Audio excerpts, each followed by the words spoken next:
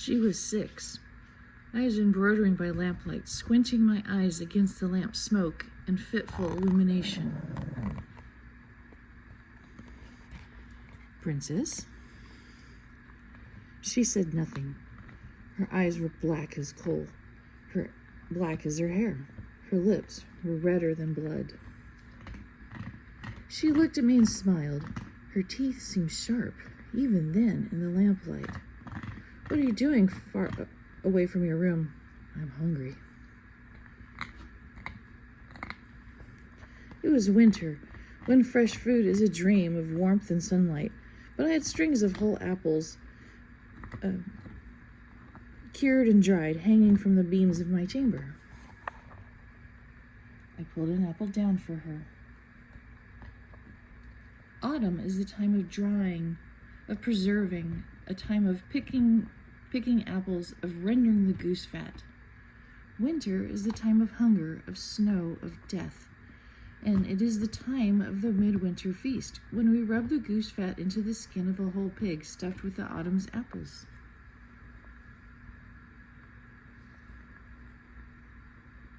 Then we roast it or spit it, and we prepare the feast upon the crackling.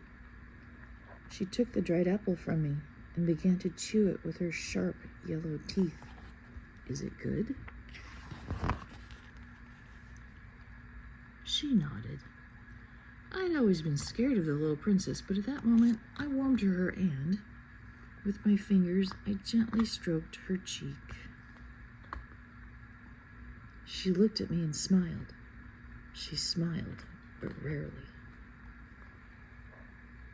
I began to shriek from pain and surprise, but she looked at me and I fell silent. The little princess fastened her mouth to my hand and licked and sucked and drank. When she was finished, she left my chamber.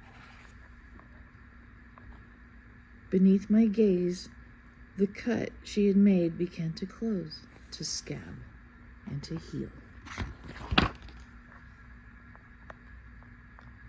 The next day, it was an old scar. I might have cut my hand with a pocket knife in my childhood. I had been frozen by her, owned and dominated. That scared me more than the blood she had fed on.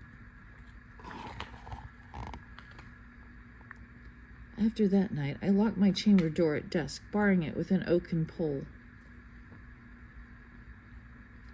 And I had the smith forge iron bars, which he placed across my windows. My husband, my love, my king, sent for me less and less. And when I came to him, he was dizzy, listless, confused. He could no longer make love as a man makes love, and he would not permit me to pleasure him with my mouth. The one time I tried, he started violently and began to weep. I pulled my mouth away and held him tightly until the sobbing had stopped, and he slept like a child.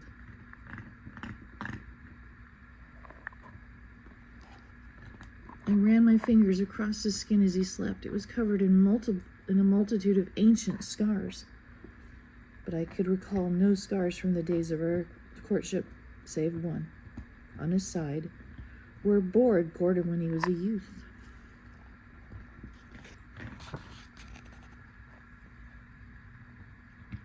Soon he was the shadow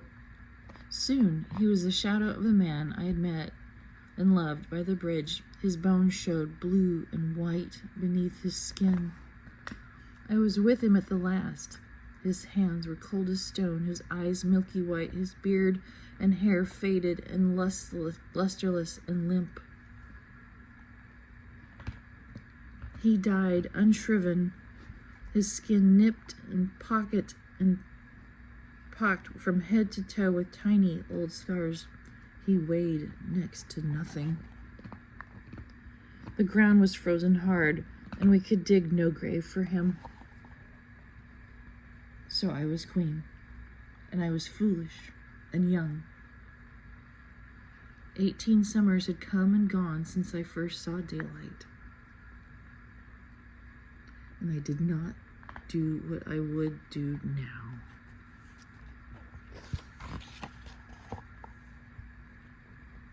If it were today, I would have had her heart cut out, true. But then I would have her head and arms and legs cut off. I would have them disembowel her.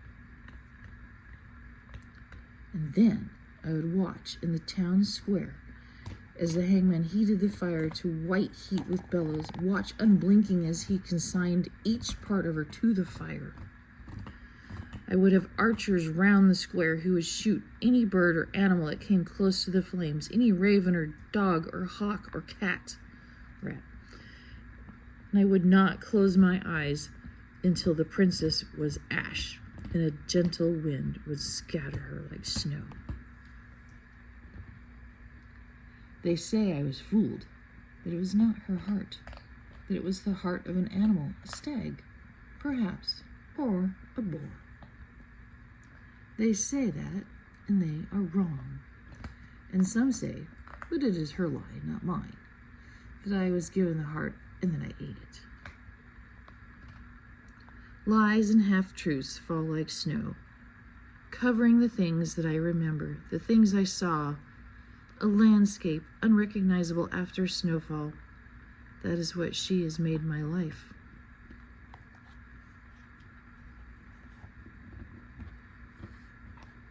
There were scars on my love, her father's thighs, and on his bollock pouch and his male member when he died.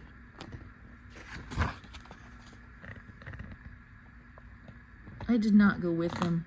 They took her in the day while she slept and was at her weakest. They took her to the heart of the forest, and there they opened her blouse. The forest is a dark place, the border of many kingdoms. No one would be foolish enough to claim jurisdiction over it. Outlaws live in the forest. Robbers live in the forest, and so do wolves. They cut out her heart, and they left her dead in a gully for the forest to swallow.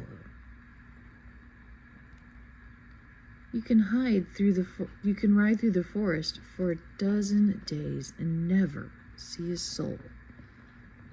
But there are eyes upon you the entire time. They brought me her heart. I know it was. No sow's heart or doe's would have continued to beat and pulse after it had been cut out as that one did. I took it to my chamber. I did not eat it.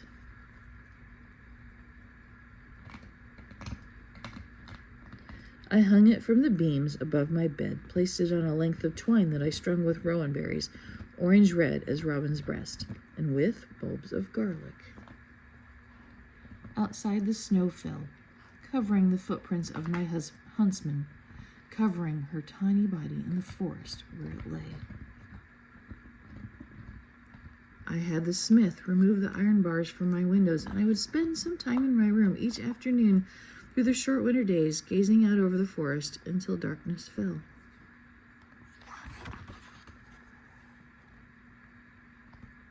There were, as I have already stated, people in the forest. They would come out, some of them, for the spring fair, a greedy, feral, dangerous people. Some were stunted, dwarves and pygmies and hunchbacks. Others had huge teeth and vacant gazes of idiots. Some had fingers like flippers or crab claws. They would creep out of the forest each year for the spring fair, held when the snow had melted.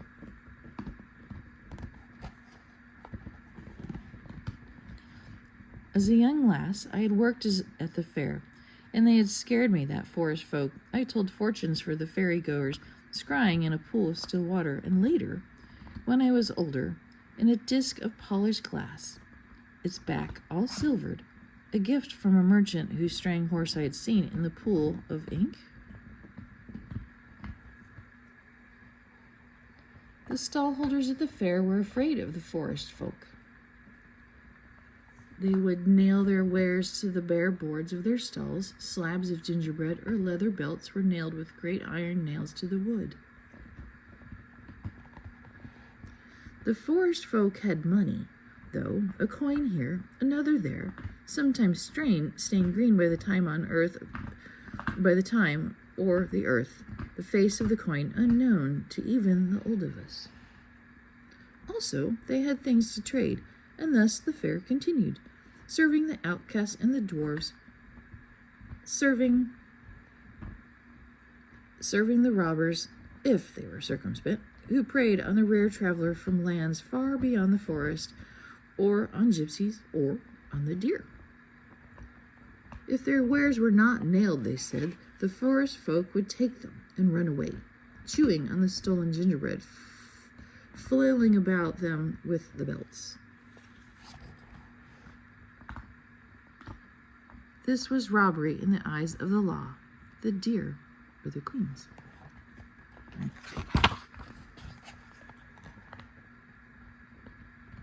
The years passed by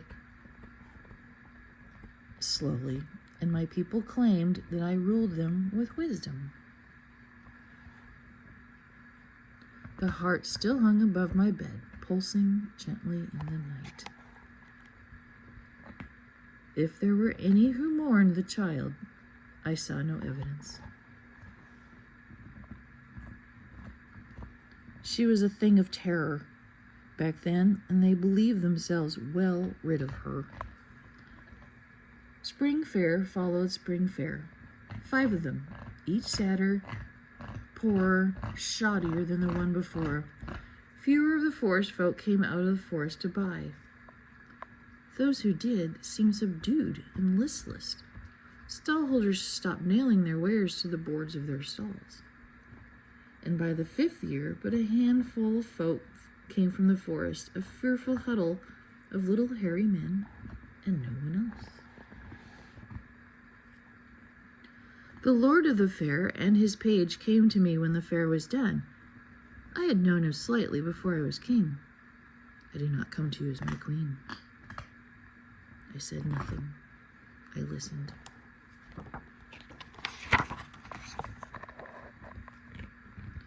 I come to you because you are wise. And when you were a child, you found a strayed foal and staring into the pool of ink.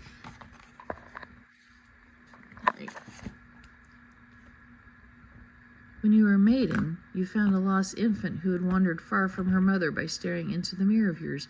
You know secrets, and you can seek out hidden things. My queen, what is taking the forest folk? Next year there will be no spring fair. The travelers from other kingdoms have grown scared, and few, the folk of the forest, are almost gone. Another year like last, and we shall starve. I commanded my maidservant to bring me my looking-glass. It was a simple thing, a silver-backed glass disc, which I kept wrapped in a doeskin in a chest in my chamber. They brought it to me then, and I gazed into it. She was no longer a little child. Her skin was still pale, her eyes and hair coal-black, her lips red as blood. She wore the clothes she had worn since she left the castle for the last time, the blouse, the skirt, although they were much let out, much mended. Over them she wore a leather cloak, and instead of boots, she had leather bags tied with thongs over her tiny feet. She was standing in the forest beside a tree. As I watched, in the eye of my mind, I saw her edge and step and flitter and pad from tree to tree like an animal, a bat or a wolf. She was following someone.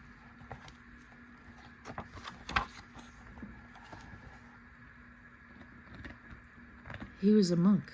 He wore sackcloth, and his feet were bare and scabbed and hard.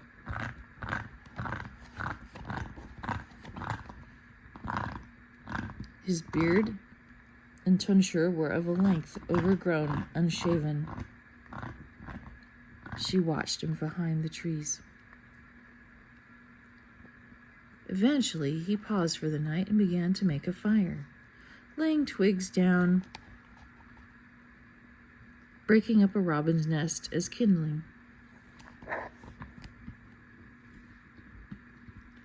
There had been 2 eggs in the nest he had found, and these he ate raw. They could not have been much of a meal for so big a man.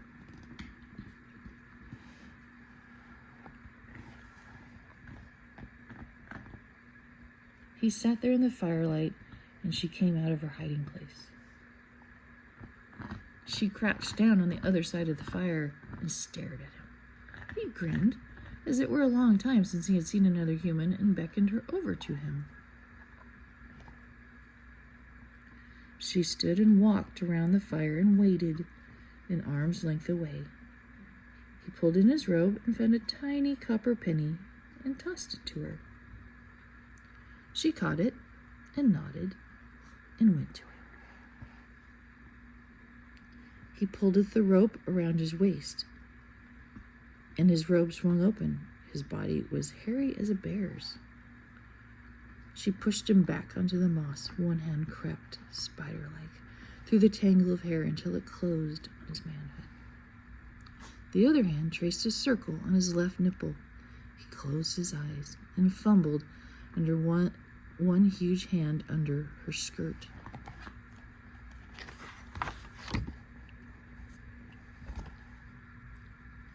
She lowered her mouth to the nipple she had been teasing, her smooth skin white on the furry brown body of him. She sank her teeth deep into his breast. His eyes opened, then they closed again, and she drank. She straddled him, and she fed.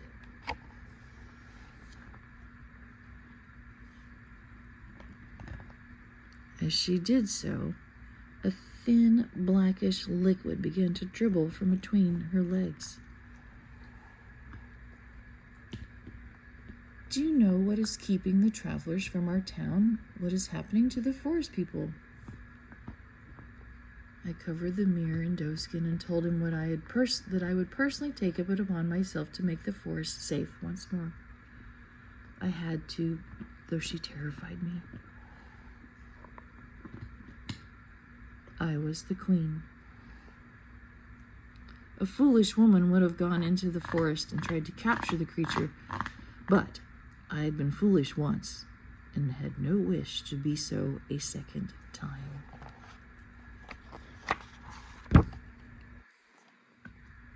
I spent time with old books, for I could read a little. I spent time with the gypsy woman who had passed through our country with the mountains to the south, rather than the forest to the north and the west. I prepared myself and obtained those things I would need when the first snow began to fall.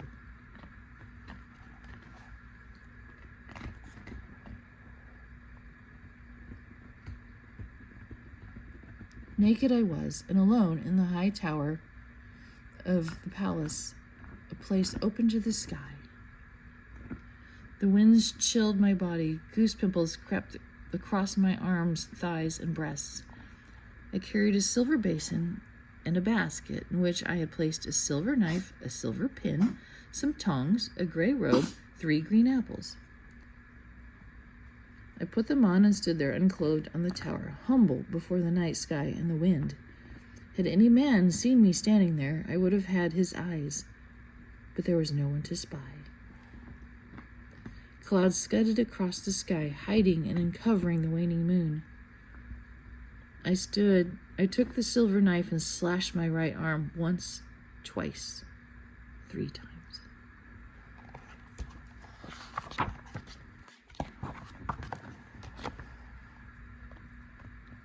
I added the powder from the vial that hung around my neck. It was a brown dust made of dried herbs and the skin of a particular toad, and from certain other things. It thickened the blood while preventing it from clotting. I took the 3 apples one by one and pricked the skins gently with my silver pin. Then I placed the apples on the silver bowl and let them sit there while the tiny flakes of snow in of the year fell slowly onto my skin and onto the apples.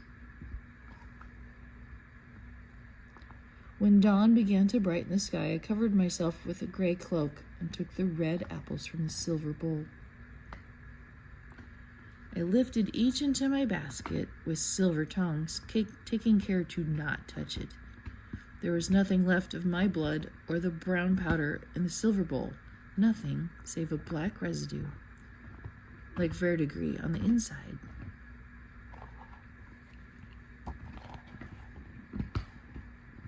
Then I cast a glamour on the apples. I buried the bowl in the earth. As once, years before, by the bridge, I cast a glamour on myself. That they were, beyond any doubt, the most wonderful apples in the world, and the crimson blush of their skins was the warm color of fresh blood. I pulled the hood of my cloak long over my face. I took ribbons and pretty hair ornaments with me and placed them above the apples in the reed basket. I walked alone into the forest until I came to her dwelling, a high sandstone cliff, lakes laced with deep caves going back away into the rock wall. There were trees and boulders around the cliff face, and I walked quietly and gently from the tree to tree without disturbing a twig or a fallen leaf.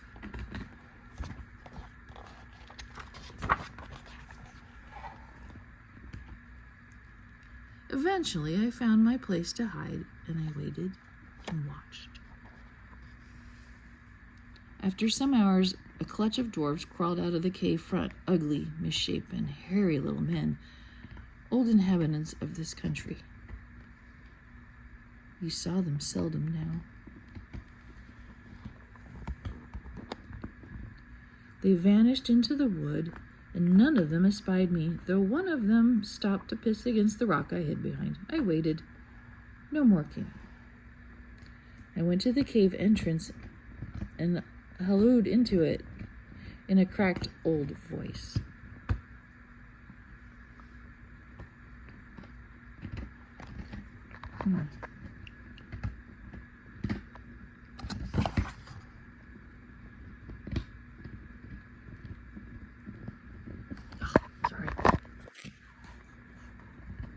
The scar on my mound of Venus throbbed and pulsed as she came toward me out of the darkness, naked and alone.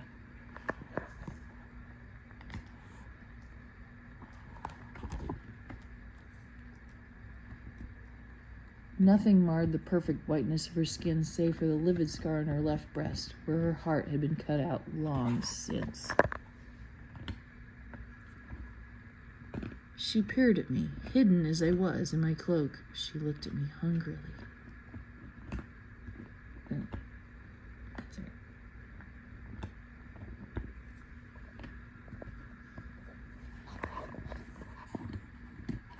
Ribbons, good wife, pretty ribbons for your hair. She smiled and beckoned to me, a tug. The scar on my hand was pulling me towards her. I did what I had planned to do, but I did more readily than had planned. I dropped my basket and screeched like the bloodless old peddler woman I was pretending to be, and I ran. My gray cloak was the color of the forest, and I was fast. She did not catch me.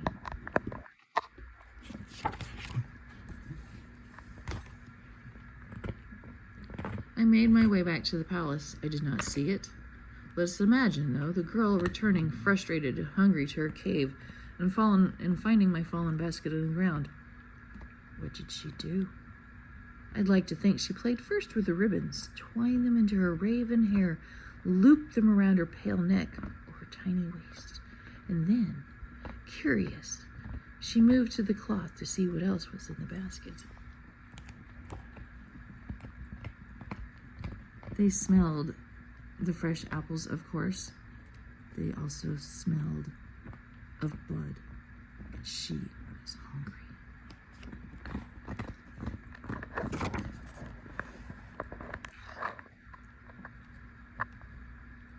I imagine her picking up the apple, pressing it against her cheek, feeling the smoothness on her skin.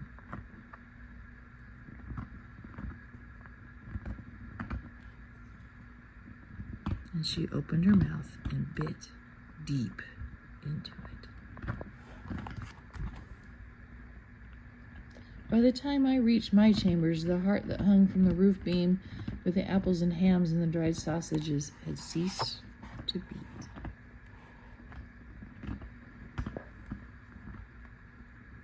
It hung there quietly, without motion or life, and I felt safe once more. That winter, the snows were high and deep and were late melting. We were all hungry come spring.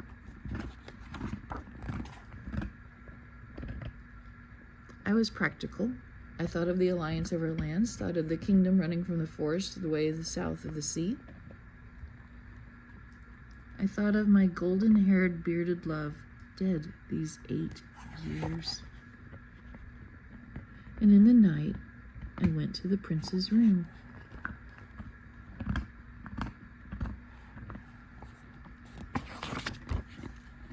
Oh.